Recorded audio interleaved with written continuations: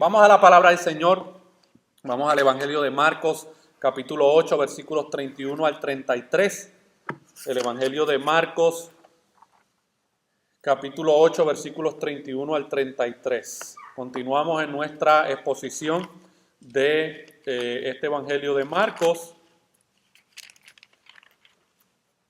Esta es nuestra exposición como número 20 y algo de esta serie. Yo pensé que no me iba a tomar tanto, pero bueno, el Señor en su providencia lo ha querido así. Vamos a leer. Bueno, yo quiero que leamos nuevamente de los versículos 27 al 38, para así poder tener un poquito del contexto de lo que vimos la semana pasada y ustedes pueden ver un poco del contexto de lo que vamos a ver la semana que viene. La semana pasada nosotros preguntamos quién es Jesús para ti. Hoy vamos a estar preguntando qué vino a hacer Jesús. Y dice así la palabra del Señor ahí en Marcos capítulo 8, versículos 27 al 38. Salieron Jesús y sus discípulos por las aldeas de Cesarea de Filipo, y en el camino preguntó a sus discípulos diciéndoles: ¿quién dicen los hombres que soy yo? Ellos respondieron: unos Juan el Bautista, otros Elías y otros algunos de los profetas. Entonces él les dijo: ¿y vosotros quién decís que soy? Respondiendo Pedro le dijo: tú eres el Cristo. Pero él les mandó que no dijesen esto de él a ninguno. Y comenzó a enseñarles que le era necesario al Hijo del Hombre padecer mucho y ser desechado por los ancianos, por los principales sacerdotes y por los escribas, y ser muerto y resucitar después de 3 días. Esto les decía claramente. Entonces Pedro le tomó aparte y comenzó a reconvenirle. Pero él, volviéndose y mirando a los discípulos, reprendió a Pedro diciendo: quítate delante de mí, Satanás, porque no pones la mira en las cosas de Dios, sino en la de los hombres.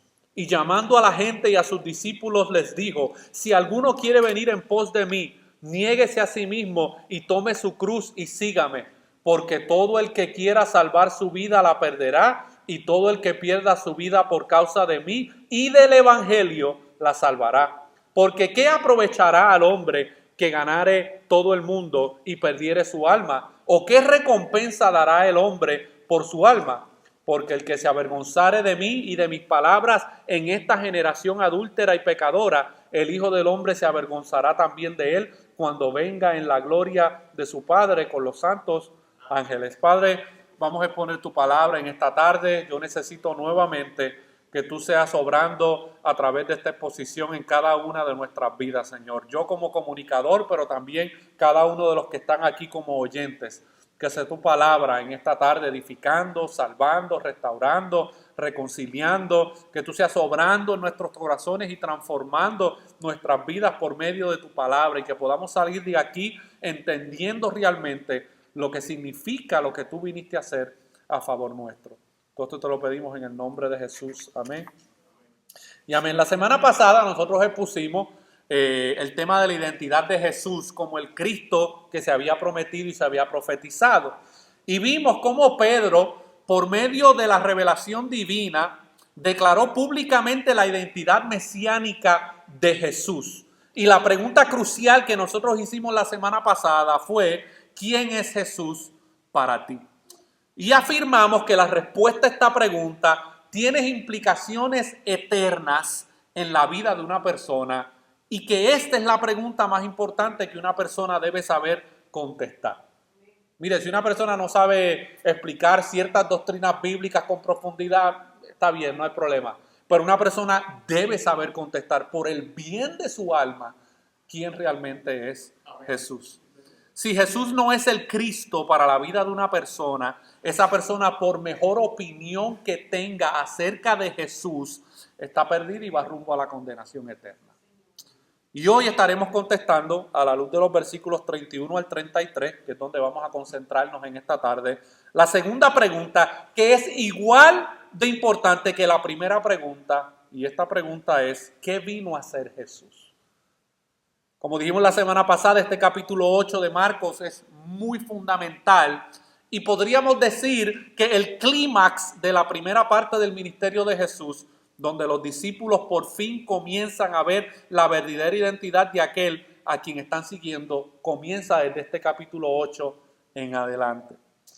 Jesús está afirmando en esta parte de la historia lo siguiente, como lo que vimos la semana pasada con la confesión de Pedro. Soy el rey, pero un rey que va a ir a una cruz. Y si quieren seguirme, vosotros también tendréis que venir a la cruz también. Después de la confesión de Pedro y de la afirmación y aceptación de Jesús por lo que Pedro había confesado, Jesús ahora pasa a otra etapa en el proceso de discipulado y aprendizaje en la vida de sus discípulos. Él ya venía enseñándoles por un tiempo, pero ahora como que, usted sabe cuando usted está en un vehículo de cambio, el primer cambio es un poco más pesadito, el segundo se va aliviando y el tercero, ya cuando usted llega al cuarto y al quinto, ya la velocidad aumenta. Bueno, la revelación que los discípulos van a empezar a recibir de este capítulo en adelante, mis hermanos, es en cuarta y en quinta. Aquí no estamos en primera todavía, aquí estamos en cuarta y en quinta, porque estamos a 6 meses aproximadamente de la crucifixión de Jesucristo. Y la primera frase importante que Jesús expresa aquí, la vemos en el versículo 31. ¿Qué es lo que dice el versículo 31? El Hijo del Hombre tiene que sufrir. En esta expresión Jesús no solamente está afirmando su humanidad, sino que también está haciendo alusión y atribuyéndose un título mesiánico que había sido profetizado por el profeta Daniel en el capítulo 7, versículos 13 al 14. Y en ese pasaje habla de un Mesías que vendría a arreglarlo todo. Yo quiero que me acompañe, si usted tiene su Biblia, ahí en Daniel, capítulo 7, versículos 13 al 14. Porque Jesús aquí, con esta expresión, el Hijo del Hombre, se está atribuyendo este título que el profeta había expresado aquí. Daniel capítulo 7, versículos 13 al 14. Miren cómo dice esta profecía que se había dado cientos de años antes, describiendo la naturaleza y la comisión y la misión de ese Mesías que iba a devenir. Miren la visión que recibió Daniel. Dice, miraba yo en la visión de la noche, y he aquí con las nubes del cielo, venía uno como un hijo de hombre, que vino hasta el anciano de días, y le hicieron acercarse delante de él, y le fue dado dominio, gloria y reino, para que todos los pueblos, naciones y lenguas le sirvieran. Su dominio es dominio eterno que nunca pasará, y su reino uno que no será destruido. Esto era lo que estaban esperando los judíos en la época de Jesús. Esta era la visión que los discípulos tenían acerca del Mesías que había de venir. Sin embargo, Jesús dice algo acerca de este Hijo de Hombre que los judíos no necesariamente entendían o veían que formaba parte de la misión y de la identidad de ese Mesías. Y es que Jesús dice que ese Hijo del Hombre tenía que sufrir. Nunca nadie en Israel había relacionado al Mesías con el sufrimiento. Por supuesto, había profecías en el Antiguo Testamento sobre un misterioso siervo del Señor que vendría a sufrir. Por ejemplo, si usted lee Isaías 43, Isaías 44 e Isaías 53. Pero nadie antes de Jesús asoció esos textos con la venida del Mesías. Nosotros miramos ahora hacia atrás y vemos que lo que se había profetizado y dicho en esos capítulos ciertamente representa lo que Jesús experimentó, pero aquellos que venían del pasado mirando hacia el futuro, ellos no entendían que el verdadero Mesías iba a pasar por algún tipo de sufrimiento. La idea de que el Mesías sufriría no tenía sentido, ya que se suponía que el Mesías derrotaría el mal y la injusticia y restauraría el mundo. Eso era lo que estaban esperando los judíos como nación. ¿Cómo iba a derrotar el mal? ¿Sufriendo y muriendo? Eso no tenía ningún sentido, eso parecía totalmente ilógico. Así que esta afirmación que Jesús dice, el Hijo del Hombre tiene que sufrir, causó un cortocircuito en la mente de sus discípulos. Esto como que los confundió. Es como cuando alguien o usted se da un cantazo con la pared o de momento se da un golpe que no estaba esperando. Bueno, esta afirmación como que desvirtuó un poco a sus discípulos en su mente. Hay un comentarista que dice acerca de esto, y esto me llamó mucho la atención. Dice, al utilizar el término tiene que o debe, refiriéndose al sufrimiento, Jesús también está indicando que tiene planeado morir y que lo hace de manera voluntaria. No está tan solo prediciendo lo que iba a ocurrir. Es probable que esto es lo que más ofende a Pedro. Una cosa es que Jesús diga, voy a luchar y me van a derrotar. Y otra muy distinta, esta es la razón por la que he venido. Tengo la intención de morir. Sí, para Pedro eso era totalmente inexplicable, mis hermanos. Este anuncio dejó pasmado a Pedro y dejó pasmado a los discípulos. Si en verdad él era el Cristo de Dios, como lo habían confesado, entonces, ¿por qué lo iban a rechazar los dirigentes religiosos? ¿Por qué estos dirigentes lo matarían? Como dice el versículo 31. Y comenzó a enseñarle que le era necesario al Hijo del Hombre padecer mucho y ser desechado por los ancianos, por los principales sacerdotes y por los escribas y ser muerto. ¿No prometía el Antiguo Testamento que el Mesías derrotaría a sus enemigos y establecería un reino glorioso para Israel?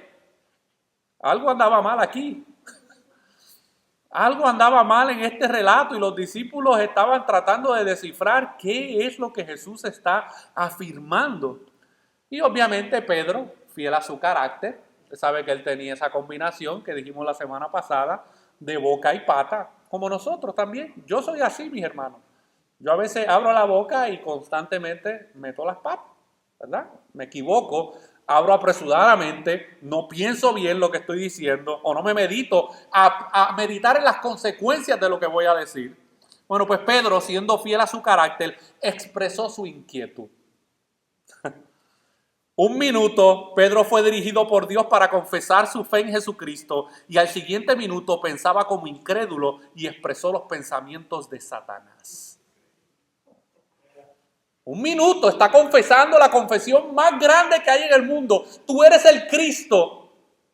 Y un minuto después, hermano, está pensando como Satanás. Esta es una advertencia para todos nosotros.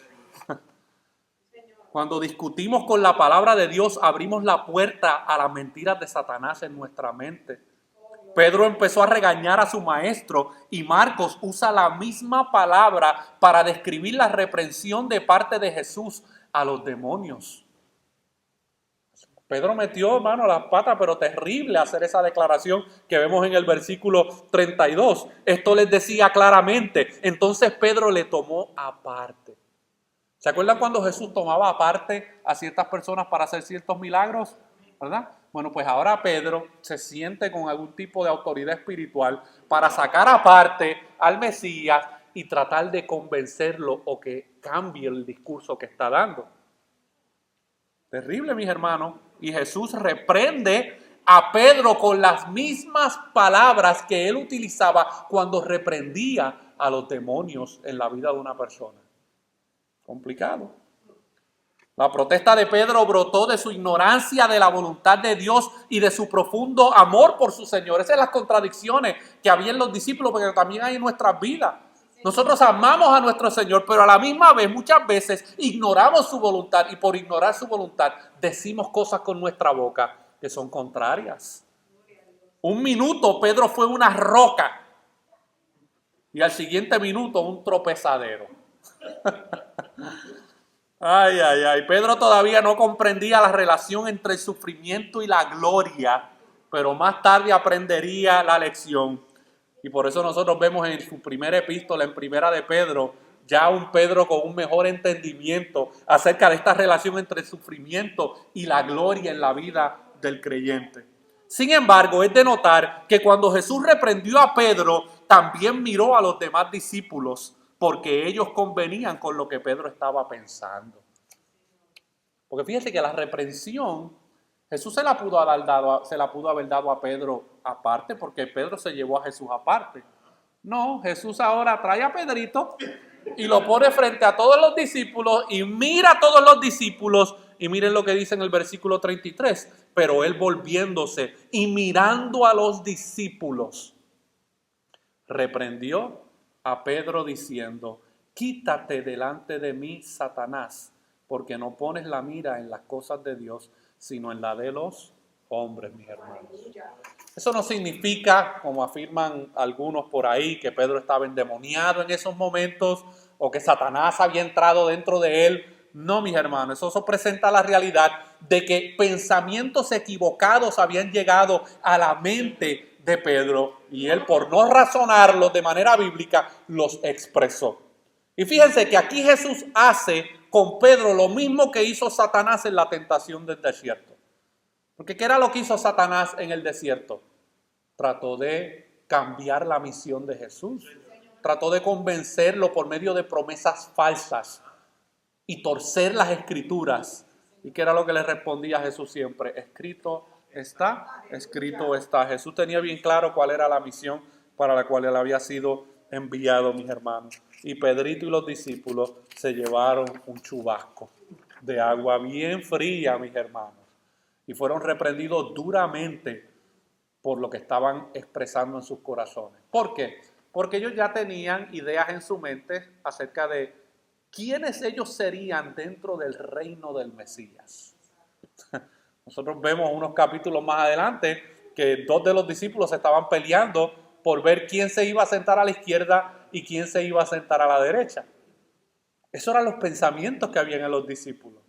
Eran pensamientos de éxito ministerial, si podemos decirlo de esa manera. Era ver quién iba a ser el que tronaba los chicharrones en el reino de los cielos, mis hermanos. Jesús tiene que reprenderlos duramente y decirle: ustedes no ponen las cosas en Dios, ustedes ponen la mira en las cosas de los hombres. Así piensa el mundo, así piensa la gente que no tiene discernimiento ni visión espiritual. Y los discípulos, empapados en la tradición judía tradicional, fueron incapaces de comprender cómo su Mesías podría siquiera sufrir y morir. De seguro, algunos de los profetas habían escrito sobre los sufrimientos del Mesías, pero mucho más se había sido escrito sobre la gloria del Mesías. Había más pasajes bíblicos y profecías acerca de la gloria del Mesías y la gloria del reino. Era muy poco lo que se había escrito acerca del sufrimiento del Mesías. De hecho, algunos de los rabinos hasta enseñaban que habría dos Mesías. Uno que sufriría y otro que reinaría. No es de sorprenderse que los discípulos quedaran confusos ante esta expresión del Mesías. Pero mis hermanos, el problema aquí fue más que teológico, fue un problema práctico. ¿A qué me refiero? Jesús había llamado a estos hombres para que le siguieran y ellos sabían que cualquier cosa que les ocurriera a él, a Jesús, les pasaría a ellos también. Si había una cruz en el futuro de Jesús, habría una en el futuro de ellos igualmente. Esta era razón suficiente para ponerse a discutir y a discrepar con Jesús. Eso fue lo que no les gustó. Espérate, ¿cómo que tú vas a sufrir y que tú vas a morir? ¿Y nosotros qué? Porque nosotros somos los que te estamos siguiendo. ¿Qué va a hacer de nuestras vidas? Esto no era parte del llamado. Cuando tú nos llamaste allí pescando, esto no fue lo que nosotros entendimos que iba a pasar ni contigo, mucho menos con nosotros. A pesar de su devoción por el Señor, los discípulos todavía ignoraban la verdadera relación entre la cruz y la corona. Ellos estaban siguiendo la filosofía de Satanás: gloria sin sufrimiento. Gloria sin sufrimiento. En lugar de la filosofía de Dios, sufrimiento transformado en gloria. Ese es el modelo del reino, mis hermanos. El evangelio que muchas veces se comunica, que muchas personas creen, es igual a esta mentira que Satanás le hizo creer a los discípulos. Gloria sin sufrimiento. No, yo quiero un cristianismo light. Eso de mucho compromiso, mucho arrepentimiento, mucha responsabilidad. No. Yo quiero un cristianismo light, Es un cristianismo que yo no tenga que sufrir mucho, yo no tenga que hacer muchos ajustes en mi vida, acomodar mi agenda. No, no, no, no. Yo quiero gloria sin sufrimiento. La filosofía de vida que nosotros aceptemos determinará cómo vivimos y cómo serviremos a Dios. Si nosotros adoptamos esa mentalidad de gloria sin sufrimiento, así será nuestra supuesta relación con Dios. Pero si nosotros aceptamos sufrimiento transformado en gloria, oh mis hermanos, nosotros veremos los frutos de ese sometimiento al Señor.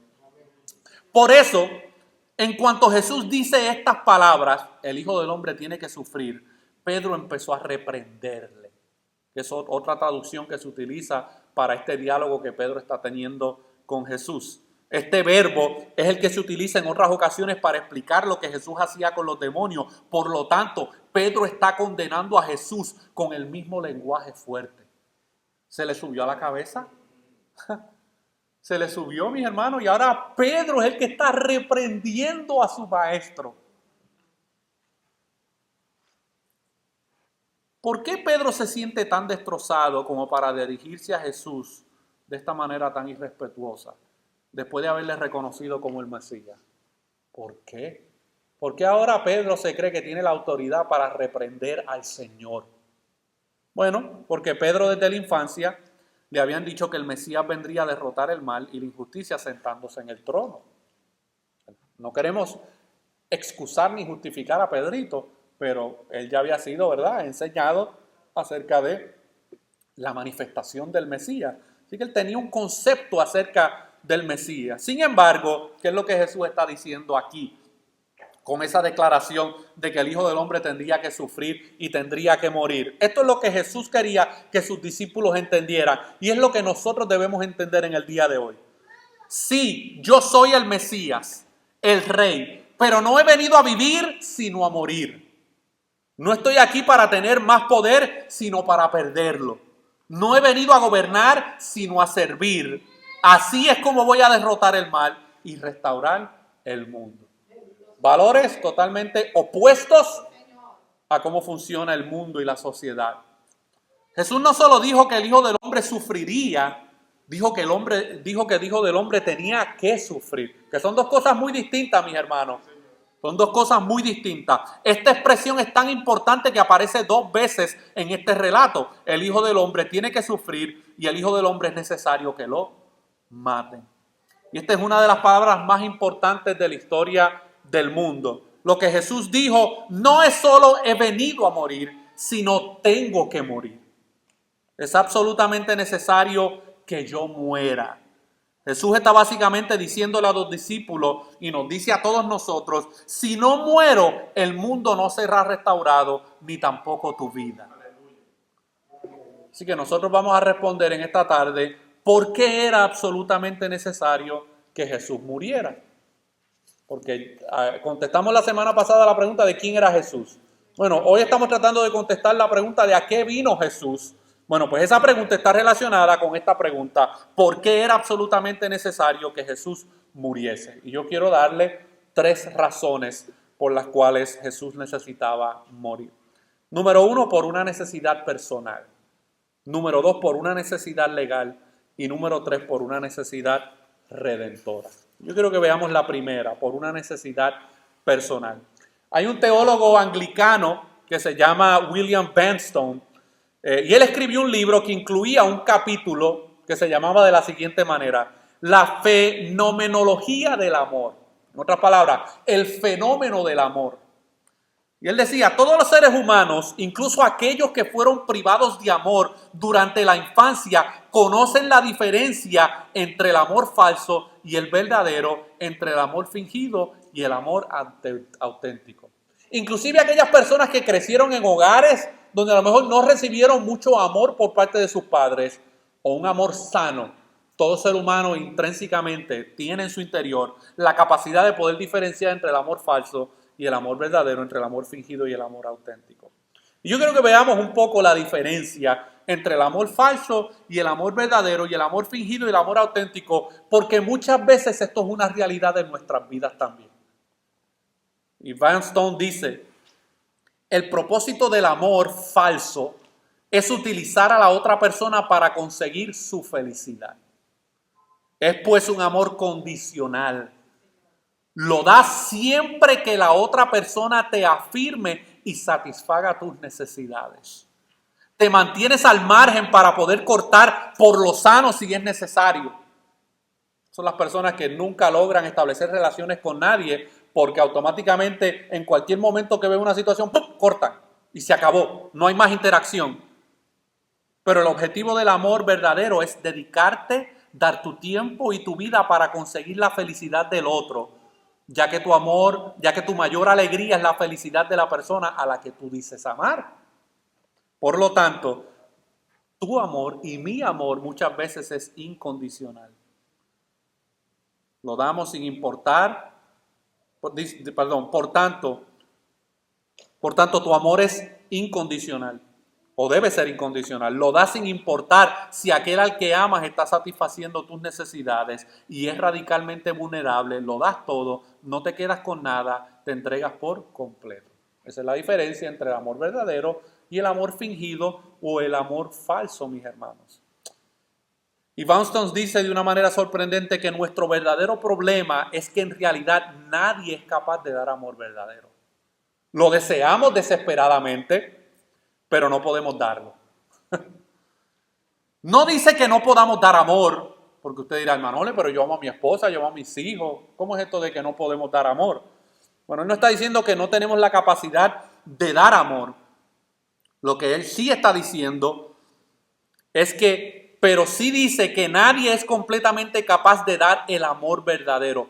Todo nuestro amor es en cierta manera falso. ¿Por qué? Porque necesitamos que nos amen tanto como necesitamos el aire que respiramos. No podemos vivir sin amor. En consecuencia, nuestras relaciones están marcadas en cierto sentido por esa necesidad. Buscamos a personas cuyo amor realmente nos afirme. Invertimos nuestro amor solo en aquellas personas que sabemos que nos van a corresponder. Por supuesto, cuando lo hacemos, nuestro amor es condicional, porque no estamos amando a la persona solo por quién es él o ella. La amamos en parte por el amor que estamos recibiendo de parte de él o de ella. Esa es la realidad de muchas de nuestras relaciones, mis hermanos. Yo te voy a amar a ti si primero tú me amas a mí. A lo mejor no nos hemos detenido a pensar en eso, pero muchas de nuestras relaciones así es que se comportan. Yo te amo porque tú primero me tienes que amar a mí. Como consecuencia de ese amor que tú me das, entonces yo manifiesto o expreso algún tipo de amor. Y obviamente, mi hermano, hay gente que está sana, y hay gente que está un poquito más enferma en ese sentido. Hay personas que son capaces de amar más que otros. Pero en el fondo, Vanstone dice, nadie puede dar a otra persona el tipo de amor o la cantidad de amor que ésta anhela. Al final todos somos iguales. Buscamos el amor verdadero, pero somos incapaces de darlo a otros. Buscamos el amor verdadero por parte de los demás, pero nosotros no somos capaces de darlo. Esa es la gran dicotomía de la experiencia humana, hermano, y de las relaciones. ¿Por qué los matrimonios discuten y pelean tanto? ¿Por qué? Porque yo estoy esperando algo de mi pareja y cuando no lo recibo, pues entonces yo condiciono mi amor en espera de recibir algo a cambio. Lo que necesitamos es que nos ame alguien que no nos necesite para nada. Y ese es el verdadero entendimiento, mis hermanos, del amor verdadero de Dios. Lo que necesitamos realmente es que alguien que no nos necesita nos ame. Y usted dirá, hermano, ¿y para dónde usted va con esto? No se preocupe que vamos a llegar. Alguien que nos ame de forma radical, incondicional y vulnerable. Si alguien nos amara con ese tipo de amor, nos reafirmaría tanto, nos haría sentir tan llenos, que entonces podríamos comenzar a tal vez dar un amor similar. Pero yo quiero hacerle unas preguntas.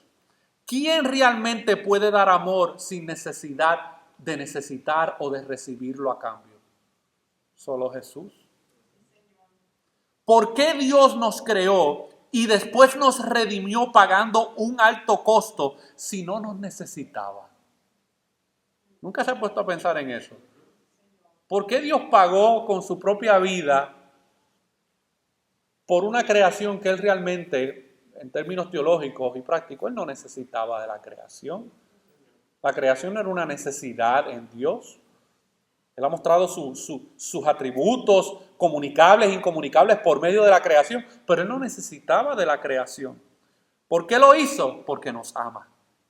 Porque uno de los atributos de Dios es ¿cuál? Que Dios es amor. Su amor es un amor perfecto, radical, que está dispuesto a hacerse vulnerable. Y eso fue lo que Jesús vino a hacer, mis hermanos. Podemos entonces comenzar a responder esta pregunta. ¿Qué vino Jesús a hacer? Bueno, Él vino a satisfacer una necesidad personal. No de Él, de nosotros. Esto nos lleva al segundo punto que quiero desarrollar, y es que Jesús vino a suplir una necesidad legal. El sacrificio de Jesús no solo cubre una necesidad personal, nuestra necesidad personal, también es necesario en el plano legal. ¿A qué me refiero con esto? Cuando alguien te hace algo que está mal, se establece una deuda que alguien tiene que pagar. ¿Cuántos de aquí le han chocado su vehículo? Creo que a la mayoría de nosotros nos han chocado el vehículo, ¿verdad? Usted está tranquilo en su carril y de momento, ¡pum!, alguien le da. ¿Qué es lo primero que usted nos va a preguntarle? Buenos días, buenas tardes, ¿cómo está la familia? ¿Cómo te fue en el trabajo? No, ¿qué es lo primero que tú le vas a preguntar al que te chocó?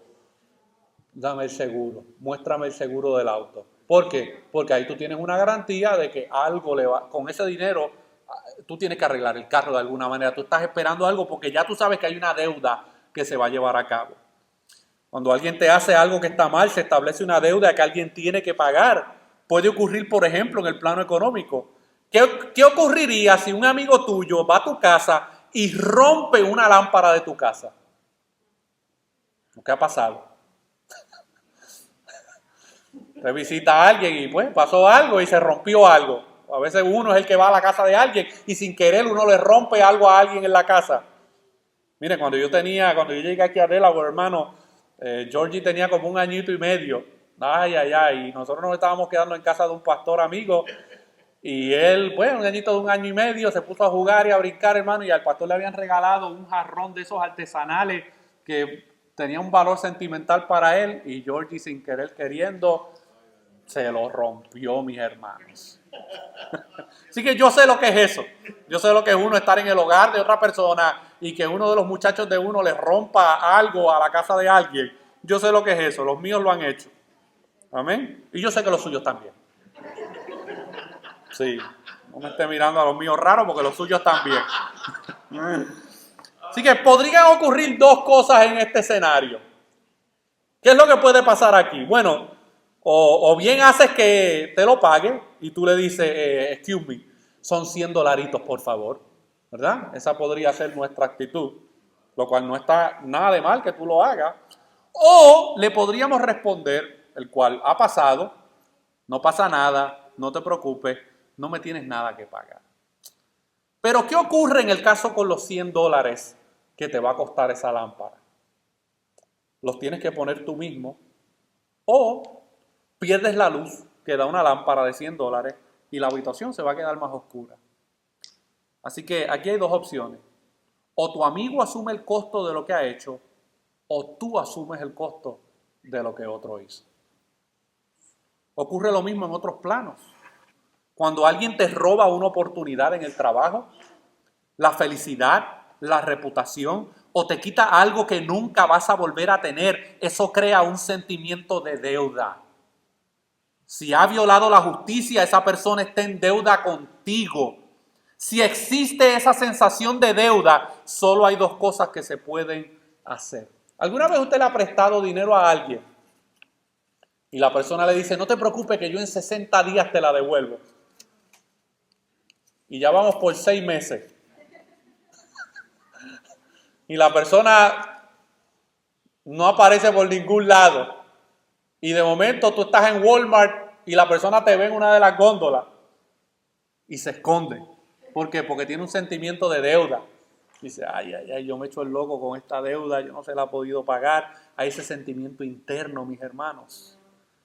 Bueno, una de las opciones que hay cuando alguien tiene una deuda con nosotros, ya sea monetaria, emocional, cualquier tipo de deuda con nosotros. Una de las opciones es hacer que la otra persona pague. Puedes intentar destruir sus oportunidades o arruinar su reputación. Puedes desear que sufra o incluso procurar que sufra.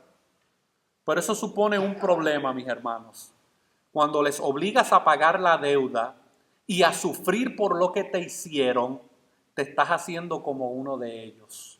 Eres más severo, eres más frío y te conviertes como en el ofensor. ¿Quién triunfa ahí? El mal. El mal es el que está triunfando en esa situación. Pero ¿cuál sería la otra alternativa? ¿Qué otra cosa podemos hacer? Bueno, la otra alternativa es perdonar. No obstante, perdonar de verdad no es fácil. No es fácil, mi hermano, cuando quieres albergar pensamientos vengativos, cuando tienes tantas ganas de llevar a cabo la venganza, pero te niegas a hacerlo y haces un esfuerzo por perdonar, eso duele. Cuando hay una ofensa grande hecha a nuestras vidas, mis hermanos, y nosotros optamos por la vía de perdonar, eso duele. Los sentimientos se encuentran, hay una guerra en los pensamientos y en los sentimientos, pero hay una alternativa, la alternativa del perdón. Cuando te contienes, cuando perdonas, es una verdadera agonía. ¿Por qué? Porque en lugar de hacer que la otra persona sufra, estás asumiendo tú mismo el costo. Tú mismo estás asumiendo el costo. No estás intentando recuperar tu reputación tirándola de ellos por el suelo. Los perdonas y eso te cuesta. En eso consiste el verdadero perdón, mis hermanos. El perdón verdadero siempre trae consigo sufrimiento. Escúchalo bien. El verdadero perdón siempre trae sufrimiento. Porque duele el perdonar. Trae dolor, trae angustia. Trae una lucha terrible en la mente y en el interior. Por lo tanto, la deuda no desaparece. O bien pagan ellos o bien pagas tú. Y aquí está la ironía, mis hermanos, de todo lo que yo quería compartirles. La única posibilidad de reparar el mal que se ha hecho es que tú pagues el precio del perdón, que tú asumas la deuda.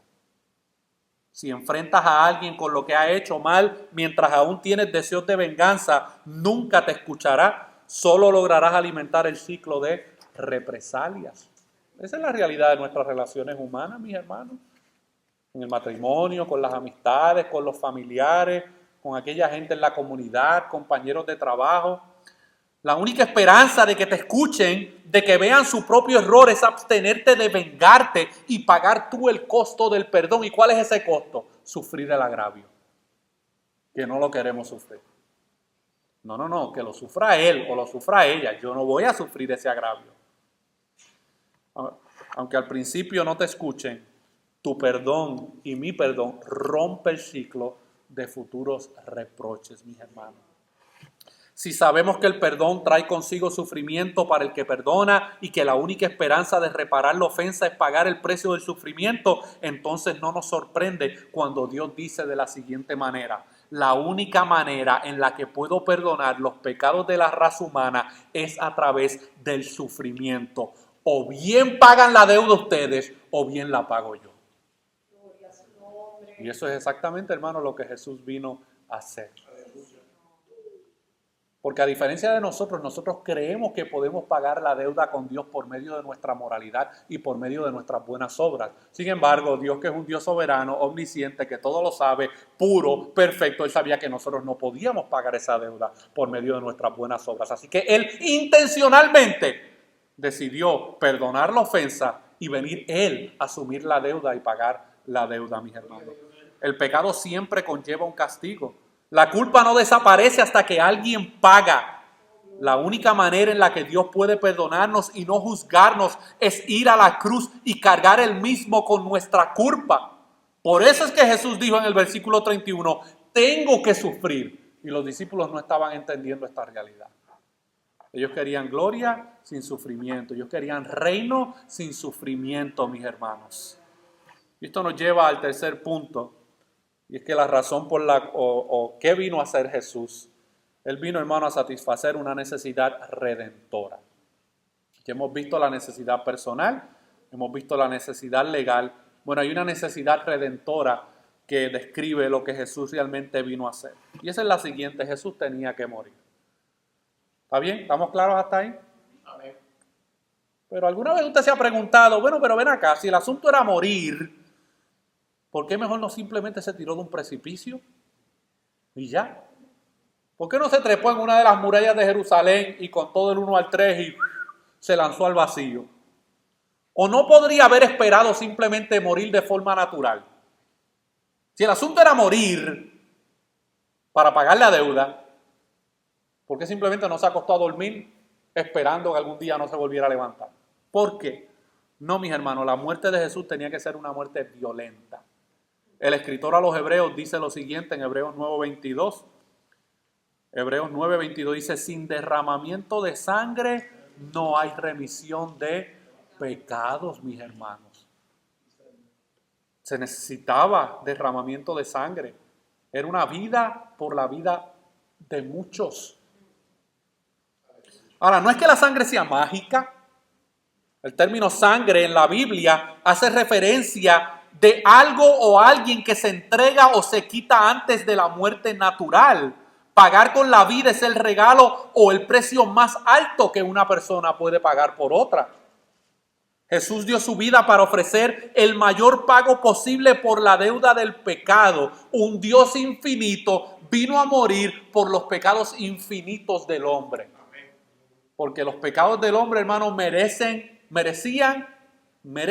y merecerán justicia infinita. Y el Dios infinito, hermano, vino porque Él era el único que podía pagar esa deuda infinita que los hombres tenían para con Él. Jesús dio su vida para ofrecer el mayor pago posible por la deuda del pecado. Sin embargo, la muerte de Jesús no solo fue un pago, sino que también fue una demostración de amor. Ahora nosotros podemos realmente entender Juan 3:16. Porque de tal manera amó Dios al mundo, que ha dado a su Hijo unigénito para que todo aquel que en Él cree no se pierda, mas tenga vida eterna. Así que el acto de venir como Mesías incluía el sufrimiento, pero ese sufrimiento estaba motivado por el verdadero amor que solo Dios puede dar y manifestar, mis hermanos.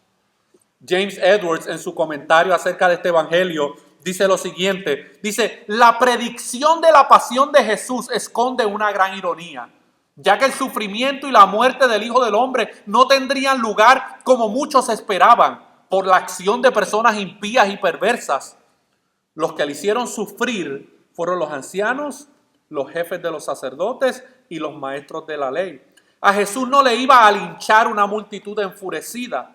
No lo iban a asesinar por un acto criminal que hubiese hecho. Lo arrestarían con una orden oficial y lo juzgarían y ejecutarían gracias a la jurisprudencia más envidiada del mundo, el Sanedrín judío y los principales romanos. Los jefes de los sacerdotes, los maestros de la ley y por supuesto los gobernantes romanos deberían haber defendido la justicia. ¿Verdad que eso es lo que deberían haber hecho? De hecho, Pilato estaba tratando de establecer justicia y en varias ocasiones le dijo a los líderes religiosos de Israel: pero es que yo no encuentro causa, yo no encuentro culpa. No, que nosotros queremos que lo crucifiques y que lo mates. Bueno, pues yo no tengo causa, pues llévatelo a Herodes, a ver si Herodes a lo mejor es un poco más inteligente que yo y encuentra alguna causa. Allí se lo llevan donde Herodes y Herodes también concluye lo mismo. Pues yo no tengo de qué acusar a este hombre. Y vuelven y se lo dan de nuevo a Pilato. Esa era la oportunidad perfecta para que ellos, como líderes romanos, aplicaran la justicia verdadera, pero no lo hicieron. Sin embargo, conspiraron para cometer la injusticia de condenar a Jesús a la muerte, mis hermanos. ¿Y qué es lo que la cruz deja ver? Bueno, la cruz deja ver que los sistemas del mundo están corruptos, pues sirven al poder y la opresión en vez de la justicia y la verdad. ¿Qué es lo que sucede con los líderes que llegan al poder de forma violenta o hacen una revuelta militar y toman el poder por la fuerza? ¿Tú ves la justicia corriendo en las calles? No, la historia se sigue repitiendo cada vez más, hermanos. Lo mismo que hicieron los líderes religiosos de Israel, hermanos, lo cometen los líderes políticos en el día de hoy. El poder se les sube a la cabeza y comienzan a oprimir. Y en vez de abogar por la justicia que tanto fanfarronean con la boca, la injusticia corre por las calles. Oh, mis hermanos, y estos líderes, al condenar a Jesús, el mundo se condenó a sí mismo, como dice el Evangelio de Juan, capítulo 3, versículos 18 al 20, porque leemos Juan 3, 16, pero no leemos lo que sigue. ¿Y qué es lo que dice Juan capítulo 3, versículos 18 al 20? El que en él cree, hablando de Jesús, no es condenado, pero el que no cree ya ha sido condenado porque no ha creído en el nombre del unigénito Hijo de Dios. Y esta es la condenación. Esto fue lo que experimentaron los líderes religiosos de Israel y lo que experimentó Pilato y todos los romanos que fueron parte de esto.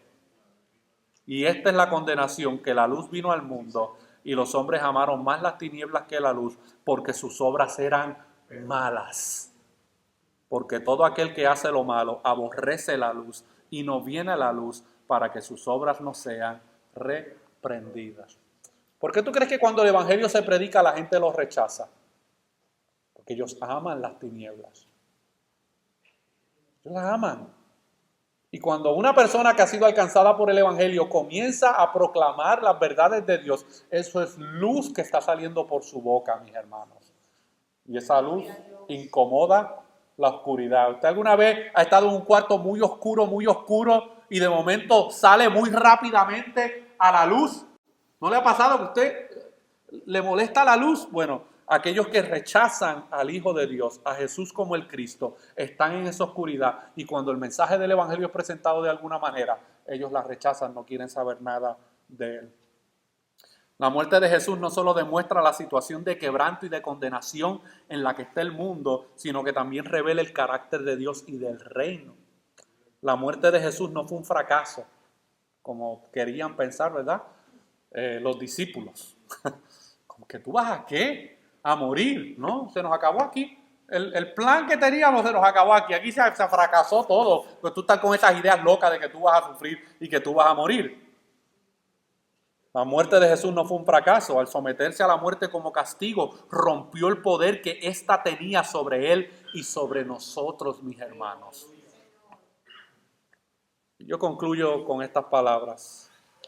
Cuando Jesús fue a la cruz y murió por nuestros pecados, escuche bien, perdió para ganar. Porque así funcionan los principios del reino, mis hermanos. Perdió para ganar.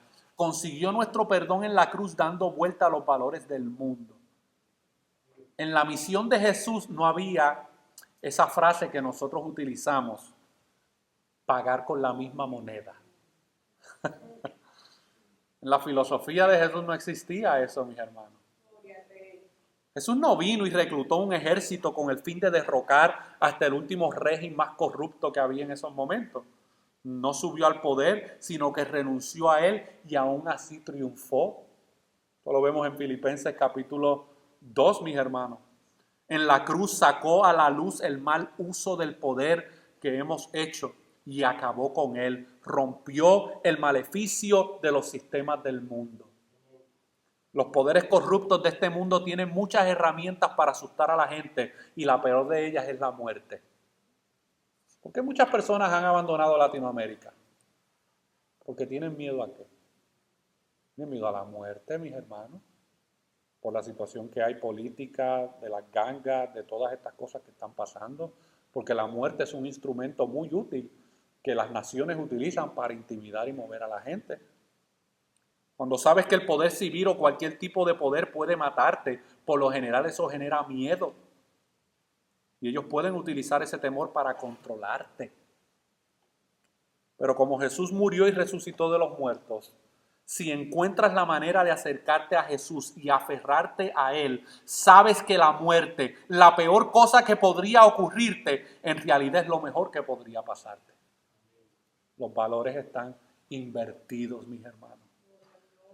Y yo concluyo con las palabras de un pastor presbiteriano, que él dijo: cuando la muerte ya no tiene poder sobre ti, gracias a lo que Jesús hizo en la cruz, entonces empezarás a vivir una vida de amor y no una vida de temor. Ahora nosotros podemos comenzar a entender qué realmente fue lo que vino a hacer Jesús, mis hermanos. Él vino a sufrir para poder darnos gloria, mis hermanos. Él vino a morir para poder darnos vida. Ese es el mensaje del evangelio. Esa es la centralidad del mensaje que nosotros predicamos, mis hermanos. Así que ya hemos visto quién era Jesús y hoy, de una manera tal vez muy resumida, yo sé que podríamos haber dicho muchas otras cosas, pero váyase de aquí con esas tres cosas. Jesús vino a satisfacer una necesidad personal que había en nosotros de amor. Jesús vino a satisfacer una necesidad legal porque teníamos una deuda con Él. Y Jesús vino a satisfacer, hermano, una necesidad redentora, porque Él era el único que podía hacer eso para poder redimir y rescatar nuestras vidas. Oremos.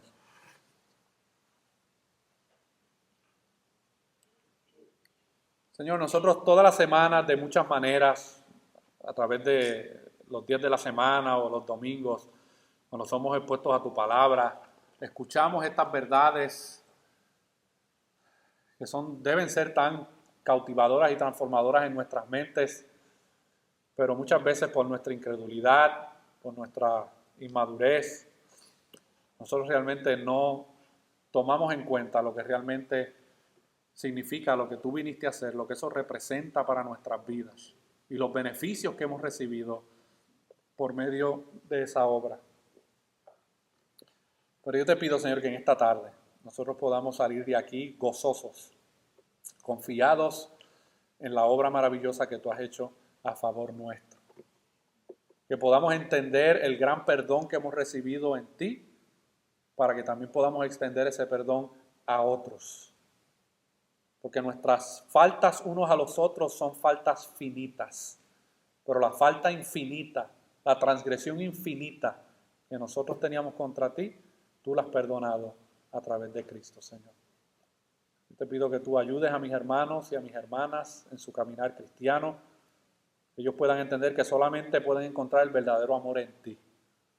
Y que ese amor que tú has depositado en nuestras vidas, tú sigas transformando para que nosotros podamos mostrar ese amor desinteresado hacia otros, hacia nuestras esposas, hacia nuestros hijos, hacia nuestros compañeros de trabajo, hacia aquellos que a lo mejor nos oprimen, nos maltratan, nos maldicen, que nosotros podamos manifestar ese perdón hacia sus vidas también, Señor, entendiendo la gran obra de redención que tú has hecho a favor nuestro, Señor, y que podamos seguir creciendo en nuestro entendimiento de estas verdades bíblicas, para que de la misma manera que los discípulos pasaron por un proceso de capacitación para luego ver el fruto del discipulado en sus vidas, que nosotros también como creyentes de esta comunidad de fe podamos seguir creciendo y siendo discipulados por ti, por tu palabra, para que podamos comenzar a ver frutos en nuestras vidas y que podamos ser instrumentos útiles en tus manos para que proclamemos el único mensaje que realmente puede transformar y salvar y cambiar a una vida que se encuentra viviendo en las tinieblas del pecado, Señor. Entonces te lo pedimos en el nombre de Jesús. Amén.